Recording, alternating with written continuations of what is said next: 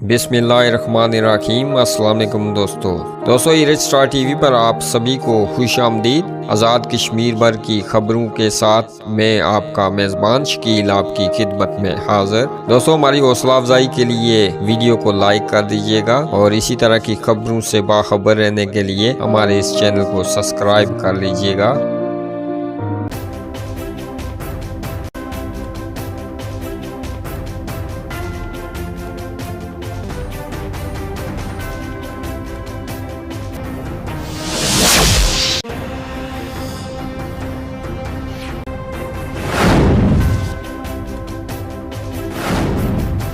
اسلام گڑھ میں گزشتہ رات سے بارش کا سلسلہ جاری، سردی کی شدت میں اضافہ۔ اسلام گڑھ بازار میں پانی کی نکاسی کا بندوبست نہ ہونے سے ندی نالے کا منظر پیش کرنے لگا۔ کوٹلی ہماری سڑکوں کا خوبصورت منظر آپ کے سامنے۔ گزشتہ رات 12 بجے سے اب تک بجلی غائب۔ واحد ہماری ریاست ہے، ہلکی سی آندھی و بارش ہو تو تمام معاملات درم برم ہو جاتے ہیں۔ ترقی یافتہ ممالک میں سڑکیں صاف ستھری، لوگ موسم انجوائے کرتے ہیں۔ ہمارے ہاں اس کے برعکس ہوتا ہے، سڑکیں گلیاں ندی نالوں کا منظر پیش کرتی ہیں اور آپ کا انجوائے کرنا تو دور کی بات، ضروری کام کے لیے شہر و بازار گرد و نواح میں جانا دشوار ہو جاتا ہے۔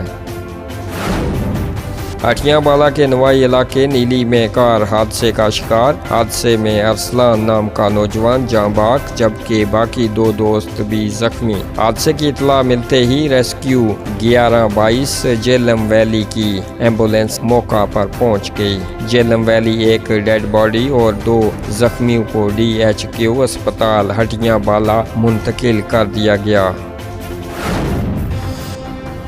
آزاد کشمیر بھر میں بارش اور برف باری کا سلسلہ جاری۔ راولاکوٹ میں برف باری کے بعد خوبصورت مناظر، سردی کی شدت میں اضافہ۔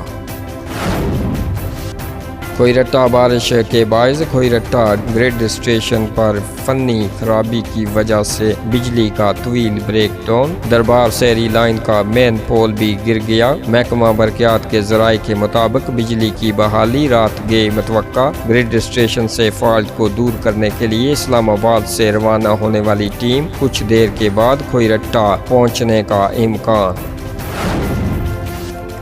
وزیر جنگلات سردار میر اکبر خان کا شدید بارش اور برف باری میں اپنے حلقہ انتخاب کے ایک گاؤں کا دورہ۔ کارکنوں نے شدید برف باری کے باوجود استقبال کیا۔